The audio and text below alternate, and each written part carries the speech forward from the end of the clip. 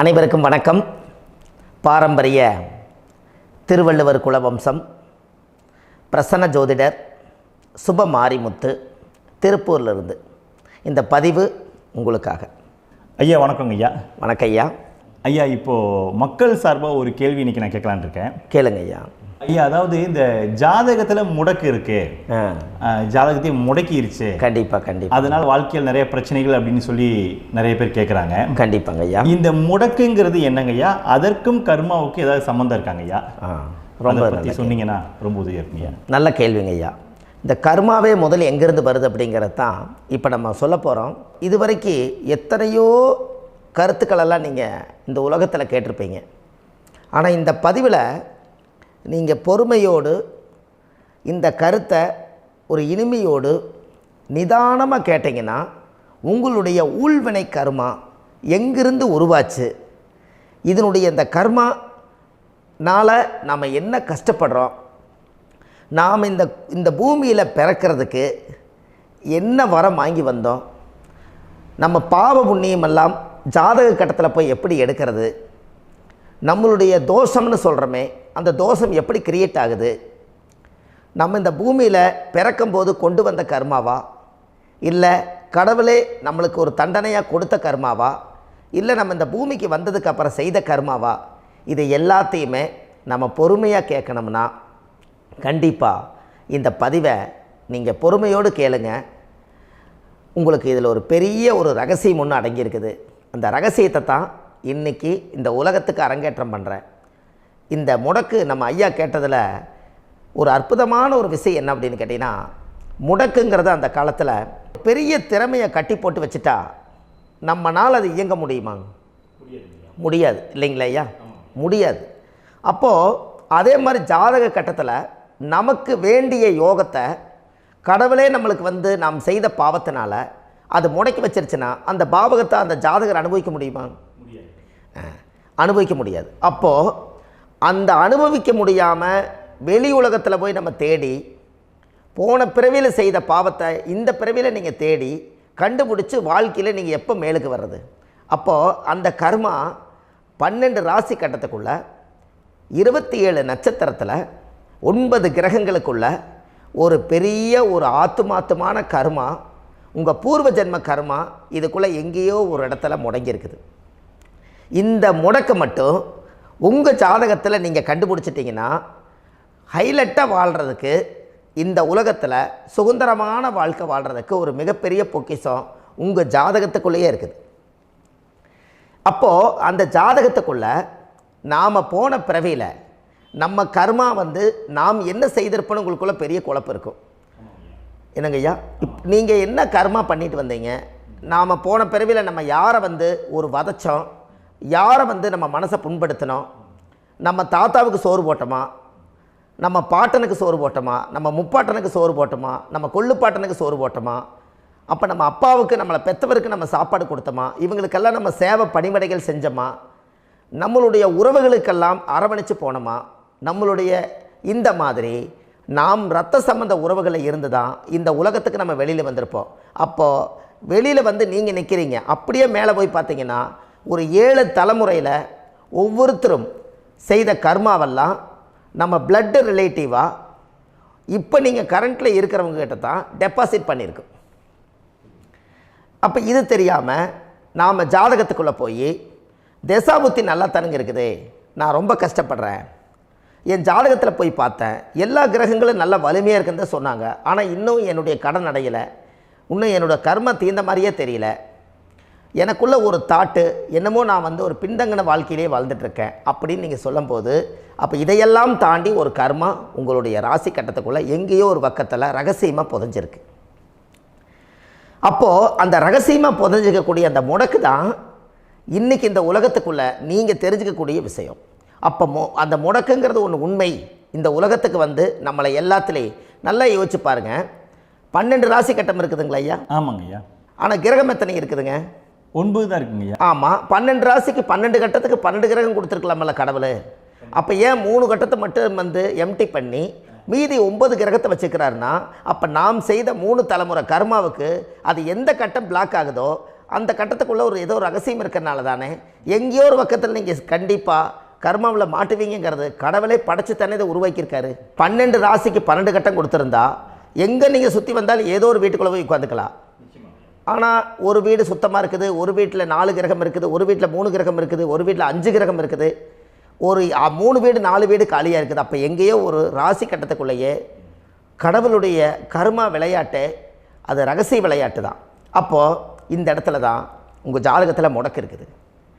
இந்த முடக்கை நீங்கள் எப்படியெல்லாம் அதை ஆராய்ச்சி பண்ணி கண்டுபிடிக்க முடியும் அப்படிங்கிற ஒரு விஷயத்தை தான் இன்றைக்கி நம்ம இந்த உலகத்துக்குள்ளே இதை நுழைக்க போகிறேன். இப்போ அப்பா செய்த பாவம்னு ஒன்று இருக்குமில்லங்க ஐயா, நம்ம அறியாத வயசில் தெரியாதில்ல, அப்பா செய்த பாவம்னு இருக்கும். அப்பாவுடைய சொத்து பிள்ளைக்குத்தானா, அப்பாவுடைய பாவம் பிள்ளைக்குத்தானே, என்னங்க ஐயா? சரி, அப்போ தாத்தா இருக்கிறாரு, தாத்தாவுடைய கர்மா உயிர் எங்கே எழுதி வைக்கிறாருங்க? அப்போது மகனை விட்டுறாரு.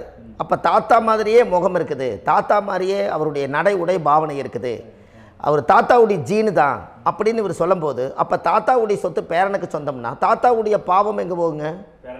Very good. அப்போ அப்போது இந்த கர்மா எப்படி டிரான்ஸ்ஃபர் ஆகுதுன்னு உங்களுக்கு தெரியுதா? அப்போ நீங்கள் போன பிறவியில் அந்த தாத்தாவுடைய பேரனை நீங்கள் பிறக்கிறதுக்கு கர்மம் உங்களை செயல்பட வச்சுருக்குது. அதனால் நீங்கள் தாத்தாங்கிறீங்க. அதனால் அந்த கௌரவமாக எங்கள் தாத்தா சம்பாரித்த சொத்து நான் தான் அனுபவிக்கணுங்கிற விதியை நீங்கள் உருவாக்கிறீங்க. அப்போது இந்த ஜாதகத்தில் அந்த ஊழ்வினை தோஷந்தான் ஏதோ ஒரு வழியில் உங்களை கர்மாவை செயல்படுத்துது. அதனால தான் இந்த ஜாதகத்தில் எந்த ஒரு முடக்கை எடுக்கிறதா இருந்தாலும் சூரியன் என்ற நட்சத்திரம் எதுவோ அந்த நட்சத்திரத்துக்கு எந்த வீடு முடக்காகுதோ அங்கே தான் உங்களுடைய கர்மா ஒளிஞ்சிருக்கும். இதுதான் உங்களுடைய பெரிய ஒரு பொக்கிஷமான ரகசியம். சரிங்க ஐயா, இப்போ இதில் நவகிரகங்கள் 9 இருக்கும்போது ஏன் சூரியனை மட்டும் நம்ம இதில் எடுத்துக்கணும்னு நீங்கள் சொல்கிறீங்க? நல்ல கேள்விங்க ஐயா. நீங்கள் கேட்டீங்க பார்த்தீங்களா, 9 நவகிரகம் இருக்கும்போது சூரியனை மட்டும், அந்த சூரியன் என்ற நட்சத்திரம் பிறக்கும்போது அந்த வீடு மட்டும் முடக்காகுன்னு நீங்கள் கேட்டீங்க இல்லையா? இதுதான் அற்புதமான கேள்வி. ஏன் அப்படின்னு கேட்டிங்கன்னா, சூரியன் அப்பாவோட உயிர் கரு போய் அம்மாவுடைய பனிக்கூடத்தில் கர்ப்பத்தில் வச்சு 10 மாதம் 300 நாள் சுமந்து நீங்கள் இந்த பூமிக்கு வெளியில் வரும்போது நீங்கள் என்ன பாவத்தை இவங்க விதைச்சாங்களோ அந்த கர்மாவை வாங்கிட்டு தான் நீங்கள் வெளியில் பிரசவமாகறீங்க. இதுதானே? அப்போ சூரியன் என்ற நட்சத்திரம், அந்த சூரியனுங்கிறது உயிர் கருவல்லவா, அப்பாவுடைய உயிரணுக்கள் அம்மாவுடைய கருவிக்குள்ளே போய் நாம் குழந்தை வடிவத்தில் இருந்து 300 நாள் பாவ உண்ணீத்த பதிவில் ஏட்டு எழுதி ஒரு ஜாதகத்தை கையில் கொடுத்து பிறந்த உடனே உங்களுக்கு ஒரு ஏட்டை பெரட்டி நீ இப்படித்தான் விதி, இனிமேல் இப்படித்தான் நீ வாழணும்னு சொல்லி உங்கள் கர்மாவை நீங்கள் கர்மாவோடு தானே வெளியில் பிறக்கிறீங்க. அப்போ சூரியன் என்ற நட்சத்திரம் தானே இந்த உலகத்துக்கு ஒரு பெரிய ஒரு மகத்துவம். இப்போ பாருங்கள், விடிய வரைக்கும் நம்ம முழிச்சிட்ருக்குறோம், காலையில் சூரிய உதயமானால் அவங்கவுங்க செயல்படுறோம். மீதி எல்லா கிரகங்களுக்குமே வெளிச்சத்தை கொடுக்கக்கூடிய சக்தி சூரியனுடைய பிம்ப ஒளிக்குத்தானே உண்டு, என்னங்க ஐயா? அதனால தான் மேசத்து உச்ச வீடுன்னு சொல்லி மேசத்தை உச்சம்னு சொல்லி சூரிய உச்சத்தை அங்கே தான் வச்சாங்க.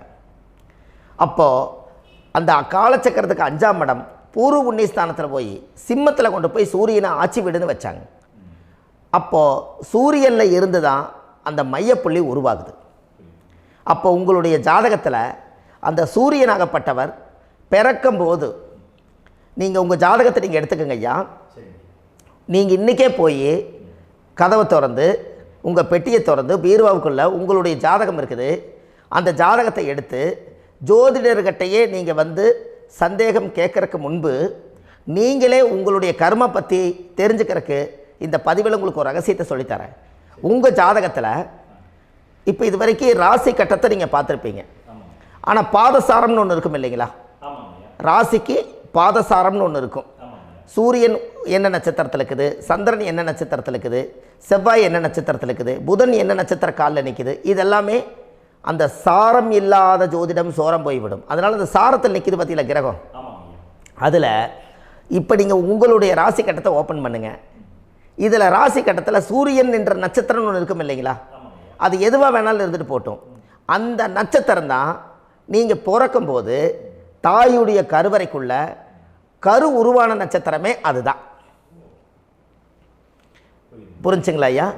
பிறக்கும்போது நீங்கள் அந்த கருவுடைய நட்சத்திரம் அப்பா வந்து கருவை உருவாக்கி கர்மாவை விதைச்சது அந்த சூரியன் என்ற நட்சத்திரம் தான். அந்த வீட்டுக்கு தான் இந்த ராசி கட்டத்தில் உங்களுக்கு முடக்கு உருவாகுது.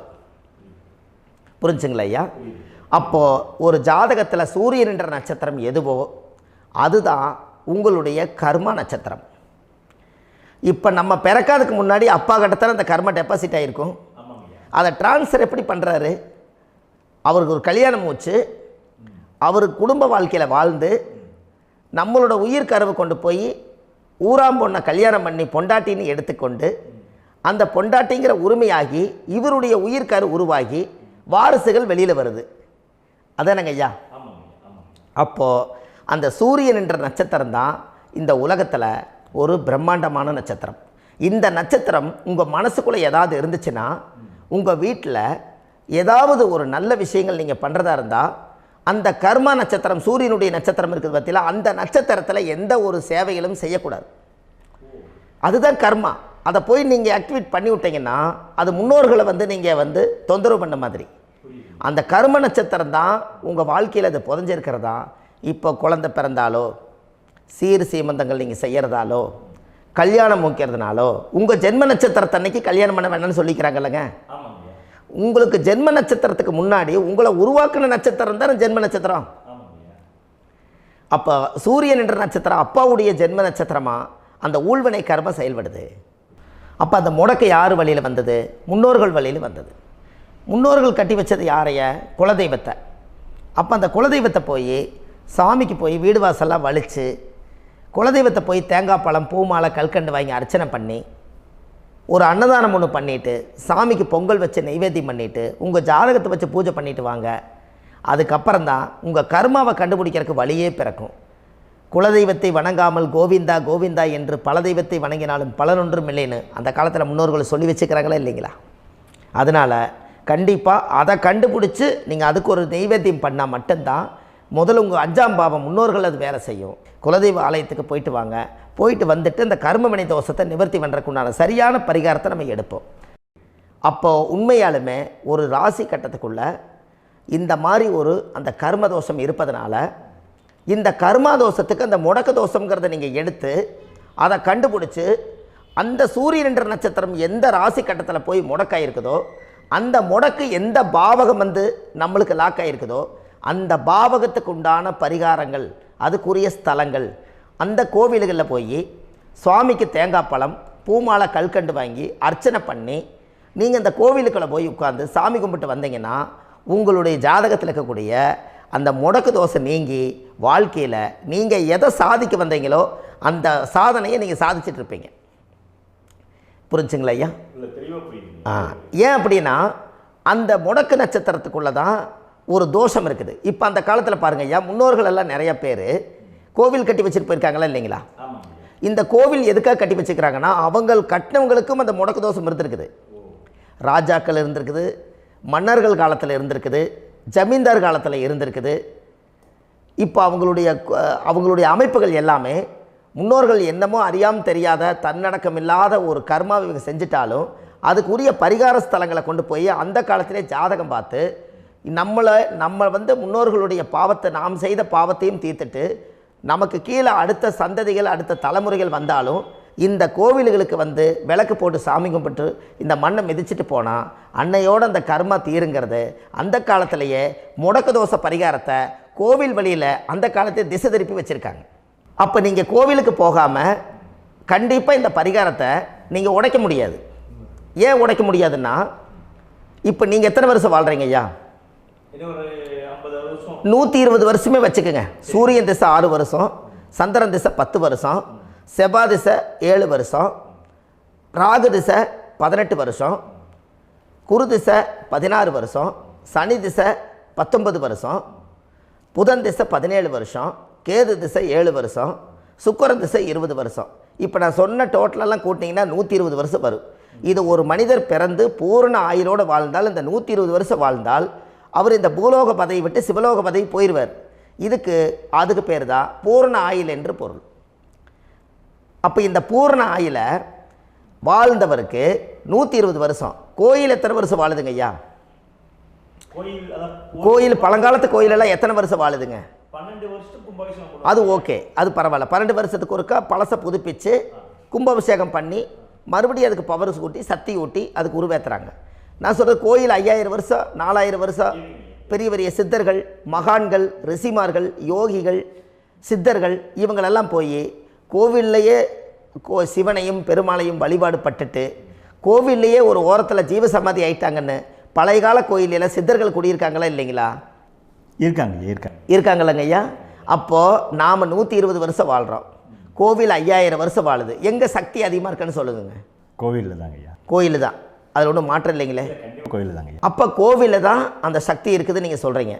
அப்போ உங்களுடைய கர்மாவை உடைக்கிறதுக்கு 120 வருஷம் பெருசா 5000 வருஷம் பெருசான்னு சொல்லுங்கள்? 5000 தாங்க. அப்போ 5000 வருஷம் உள்ள அலைகள் வந்து எத்தனை அந்த சிவனுக்கு இப்போ சிவன் கோயிலே உங்களுக்கு முடக்கு தோஷத்துக்கு ஒரு கோயில் வருதுன்னு வச்சுக்கோங்க. அந்த கோவிலில் எத்தனை முடக்குகளுக்கு உண்டான கோவில்கள், எத்தனை பழங்களை ஊற்றி சாமிக்கு அபிஷேகம் பண்ணியிருப்பாங்க, எத்தனை பால் கூட ஊற்றிருப்பாங்க, பன்னீர், தேன், இளநீ, மஞ்சள் நீர், திருமஞ்சனம், அபிஷேகம், பொங்கல், நைவேத்தியம் இத்தனையும் செஞ்சு அந்த சிவனை வந்து சிவனாக பார்த்து அந்த கருவறைக்குள்ள ஒரு கிராணங்கள் வரும்போதும் கூட பாதுகாப்பு பண்ணி வச்சு நல்ல சக்தியோடு அந்த கருவறையை புத்தியோடு அவங்க வேலை செஞ்சு அந்த காலத்தில் வச்சுருக்காங்களா இல்லைங்களா? அப்போது நம்ம வீட்டை அவ்வளோ சுத்தமாக வச்சுருக்க முடியுமா? என்னதான் வாஸ்து இருந்தாலும் முடியாது இல்லைங்களா? அப்போது அவ்வளவு ஒரு பவர்ஃபுல்லான கோவில் அந்த முடக்கு தோஷத்துக்குள்ளே ரகசியமாக அந்த கோயில் அடங்கியிருக்குது. உங்கள் ஜாதகத்துக்குள்ளே உண்மையாலுமே ஊழ்வினை கோயில், கர்மவினை கோயில் அதுக்குள்ளே இருக்குது. அந்த ஜாதகத்தை கணிச்சு பார்த்தா கரெக்டாக உங்களுடைய ஜாதகத்தில் அப்பாவுடைய கருவறையிலேருந்து உயிர் உருவாகிற நேரத்தில் இருந்து இப்போ வரைக்கும் நீங்கள் கரண்ட்டில் வாழ வரைக்கும் அந்த கர்ம கூட வர்றதை ஒரே ஒரு இடத்துல போனால் மட்டும்தான் விட்டுட்டு வர முடியும். அது எந்த வீடு அப்படின்னு கேட்டால் உங்களுக்கு வந்து அப்பாவுடைய கர்மா வழியில் போய் அந்த கோவில் பழையகால கோயில், பழையகால தெய்வங்கள், அந்த கோவில் தான் உங்கள் ஜாதகத்துக்குள்ள ரகசியமாக இருக்கும். அது ஏன் இந்த பதிவில் உங்களால் சொல்ல முடியாது அப்படின்னா, இந்த பதிவில் ஏன் உங்க சொல்ல முடியாதுன்னா உங்கள் ஜாதகம் தெரியாமல் என்ன கோயிலை நீங்கள் சொல்லுவீங்க? இப்போ பொதுவாக ஒரு நட்சத்திரத்துக்கு ஏதோ ஒரு கோவிலை அவங்க சொல்லி நீங்கள் போயிட்டு வர்றீங்கன்னு வச்சுக்கோங்க. ஆனால் அது வேலை செய்யலைன்னா நம்மளுக்கு என்னங்க இவ்வளோ கஷ்டப்பட்டு போய் அதை பலனடையிலேன்னு கேள்வி கேட்டக்கூடாது.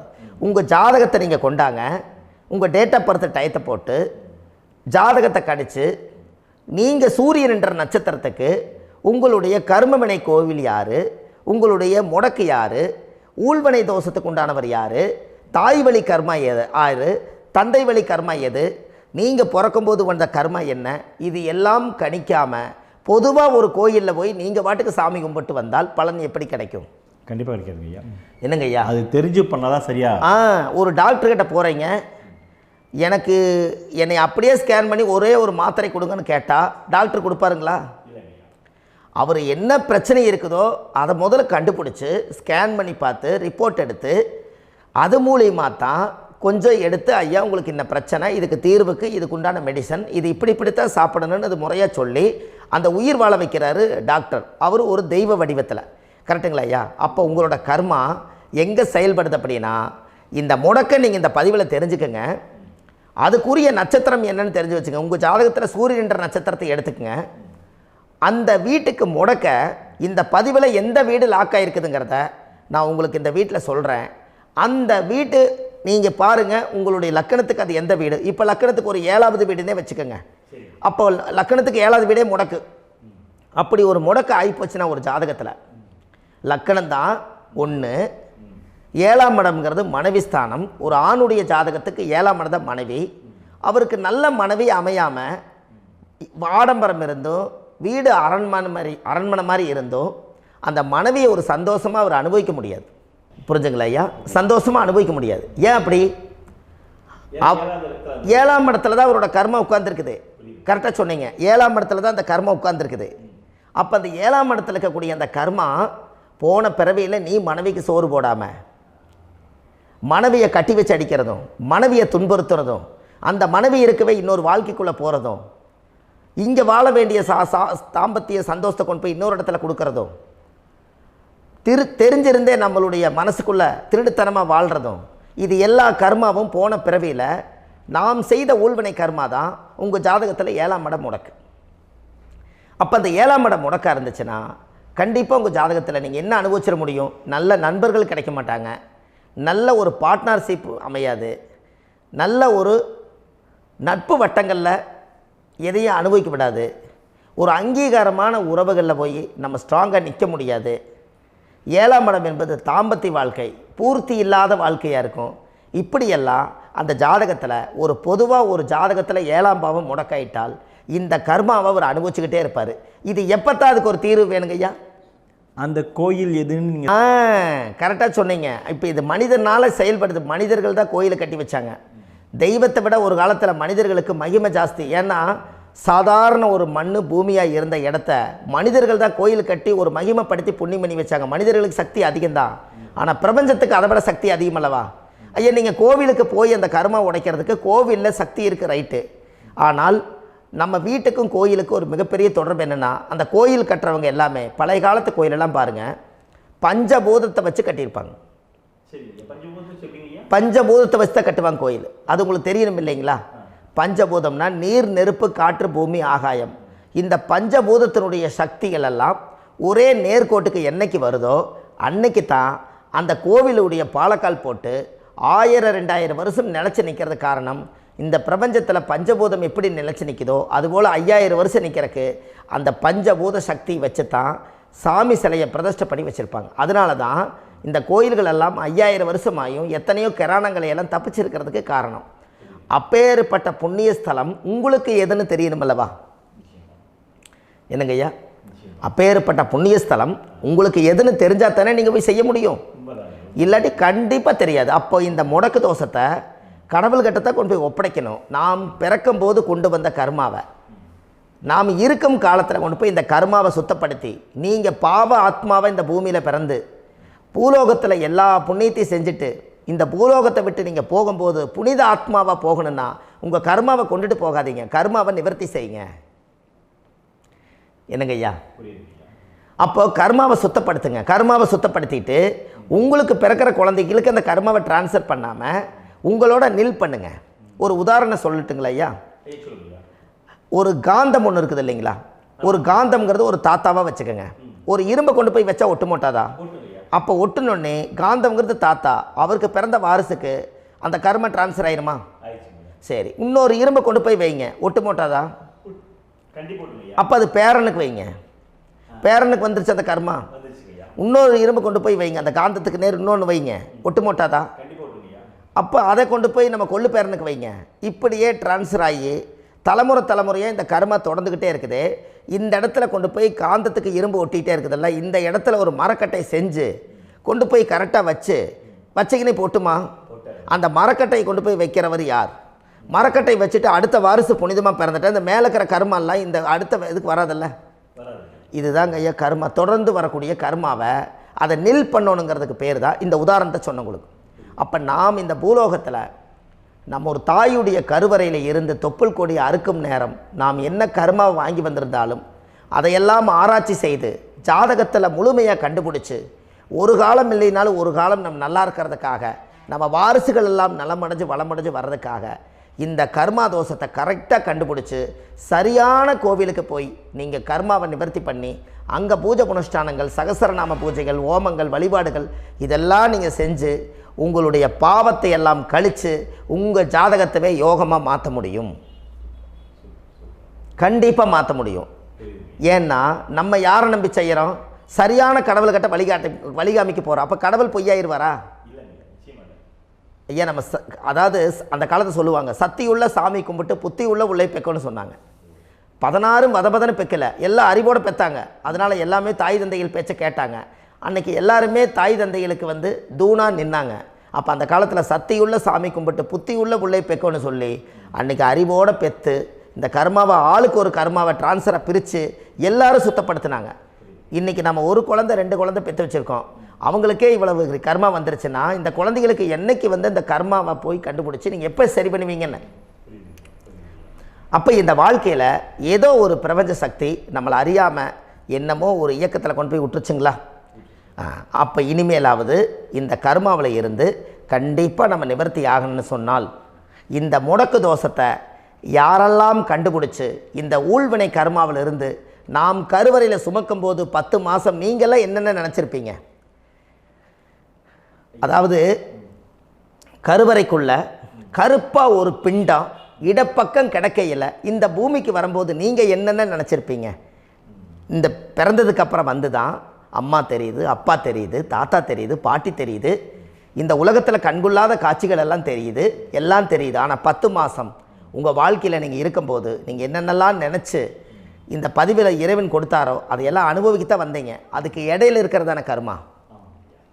இந்த ஒரு விஷயம் உங்களுக்கு கிடச்சிருச்சுன்னா நீங்கள் எல்லாருமே ராஜயோகமாக பிழைப்பீங்கள்ல. இதில் ஏழை பணக்கார யாரையுமே சொல்ல வரல. அவங்க பிறக்கும்போது புண்ணியத்தை பொறுத்து தான் போன ஜென்மத்தில் நம்ம என்ன புண்ணியங்கள் பண்ணி வச்சோமோ அந்த புண்ணியத்தில் இன்றைக்கி நல்லா வாழ்கிறாங்க. ஒருத்தர் கேட்டார், என் ஜாதகத்தில்ங்க எங்கூட படித்தவர் இடம் வாங்கிட்டார், வீடு வாசல் கட்டிட்டார், தொழில் பண்ணிட்டார், நல்லா இருக்கார், ஆனால் நான் இன்னும் அப்படியே தான் இருக்கிறேங்கன்னு ஒருத்தர் கேட்டார். அதுக்கு ஒரு கருத்து என்னென்னா, டேட் ஆஃப் பர்த் ஒன்று தான், டைம் ஒன்று தானே வச்சுக்கோங்க. அவங்க அப்பா செஞ்ச புண்ணியம் வேறு, நீங்கள் செஞ்ச பாவங்கள் வேறு. அவர் செஞ்ச புண்ணியத்தினால அவருக்கு எல்லாமே முன்னாடி கிடைக்கிது. நீ கர்மாவெல்லாம் கழிச்சிட்டீங்கன்னா பின்னாடி கிடைக்க போகுது. இதில் மற்றவங்களை பற்றி வேற்றுமையாக நினைக்கிறதுல எந்த ஒரு இதுவுமே இல்லை. அப்போ ஒருத்தர் பார்த்து ஒருத்தர் வாழ வேண்டாம். உங்களுடைய சுய அறிவை வச்சு இந்த பூலோகத்தில் இந்த பூமியில் நீங்கள் 4 தெரிஞ்சு நல்ல விதமாக கற்றுக்கிட்டு இந்த உலகத்தில் சிறப்பாக வாழ கற்றுக்குங்க. அதுக்கு அந்த ஊழ்வினை தோஷத்தை கண்டுபிடிங்க. உங்களுக்குன்னு ஒரு முடக்கு இருக்குதுங்கிறத இன்றைக்கி நீங்கள் எழுதி வைங்க. அதை எப்படியாவது கண்டுபிடிங்க, அதை தேடுங்க. ஒரு முறை நீங்கள் ஜாதகத்தை கொண்டு வாங்க. அந்த ஜாதகத்தை கொண்டு வந்து உங்கள் பாவகத்தில் எத்தனாம் பாவம் முடக்காயிருக்குதுன்னு பாருங்கள்.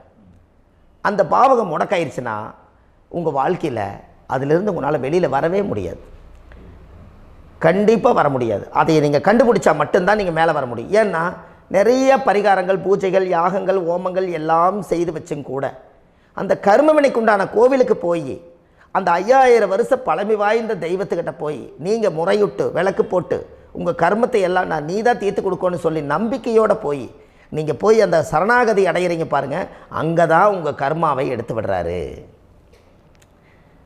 அப்போ இந்த ரகசியம் உங்களுக்கு வேணுமல்லவா? அப்போ உங்கள் ஜாதகத்தில் எங்கே முடங்கி அதுக்குரிய கோவில்கள் எல்லாம் என்ன, அதுக்கு தான பரிகாரம் என்ன, அதுக்கு நீர் பரிகாரம் என்ன, யாத்திரை பரிகாரங்கள் என்ன, நீங்கள் வீட்டில் இருந்தே செயல்படுத்தக்கூடிய பரிகாரங்கள் என்ன, பரிகாரம் கோவிலுக்கு போய்த்தான் நடக்குமா, இல்லை நாம் வீட்டில் வச்சு வணங்குறதுனால நடக்குமா, நாம் செய்யக்கூடிய தர்ம பரிகாரங்கள் என்ன, தான பரிகாரங்கள் என்ன, இப்படி பல விதமாக இருக்கிறனால உங்கள் ஜாதகத்துக்கு எந்த மாதிரி பரிகாரம் கனெக்ட் ஆகுதுங்கிறது தெரியணும். இது தெரியாமல் கண்டிப்பாக உங்களால் செயல்படுத்துறது ரொம்ப கஷ்டம். இதனால் இதை நீங்கள் தெரிஞ்சுக்கணும்னா இப்போ நம்ம பாருங்கள், நீங்கள் அந்த தெரிஞ்சுக்கிட்டாலே உங்கள் வாழ்க்கையில் ஒரு டைம் தான் நீங்கள் தெரிஞ்சுக்க போகிறீங்க. உங்களுடைய கர்மா என்ன, நீங்கள் எங்கே செயல்பட்டு போயிட்டுருக்கிறீங்க, உங்கள் போகிற பாதை சரியா இல்லை அந்த பாதையில் முள்ளு கல் இருக்குதா, இது எல்லாம் உங்களுக்கு தெரியலனா இந்த முடக்கை கண்டுபிடிக்கக்கூடிய சக்தி வாய்ந்த இந்த கர்மாவை நிவர்த்தி பண்ணுறதுக்கு வழிகள் இருக்குது. அதனால் நீங்கள் கண்டிப்பாக இந்த முடக்கை தெரிஞ்சுக்கணும்.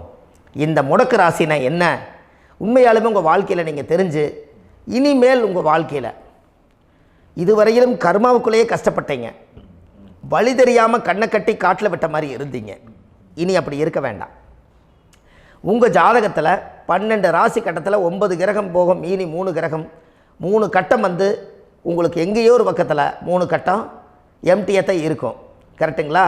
அது இல்லாமல் ஒரு ஜாதகம் பிறக்காது. ஏன்னா 9 கிரகத்துக்கு 9 கணக்கு போட்டால் 3 கட்டம் எம்டியாக தான் நிற்குது. அந்த கட்டத்துக்குள்ளே எந்த நட்சத்திரத்தில், எந்த சாரத்தில், எத்தனாவது டிகிரியில், எத்தனாவது பாதசாரத்தில், எத்தனை வெகுளையில், எத்தனை செகண்டுக்குள்ளே இந்த கர்மா உள்ளே புகுந்து உங்களை செயல்படுத்துதுங்கிறத கண்டிப்பாக உங்கள் ஜாதகத்தை கொடுங்க. பார்த்து இந்த விஷயத்தை சொல்கிறேன், நீங்கள் அந்த இடத்துக்கு போய் நிவர்த்தி பண்ணிவிட்டு உங்கள் வாழ்க்கையில் கொஞ்சம் காலம் வாழ போகிறீங்க. பாருங்கள், பிறந்ததுலேருந்து 20 வருஷத்துக்குள்ளே இளமையாக வாழ்கிறீங்க, குழந்தையாக வாழ்கிறீங்க. 20லேருந்து 40 வயசுக்குள்ளே தான் உங்களுக்கு ஒரு பொண்ணை பார்த்து கல்யாணம் பண்ணி ஒரு கரு உருவாக்குறீங்க. அதுக்கப்புறம் 40லேருந்து 60க்குள்ளே குழந்தை பெற்று கடமை முடிச்சிடுறீங்க. 60 வயசுக்கு மேலே ரிட்டையர்ட் ஆகிடுறீங்க.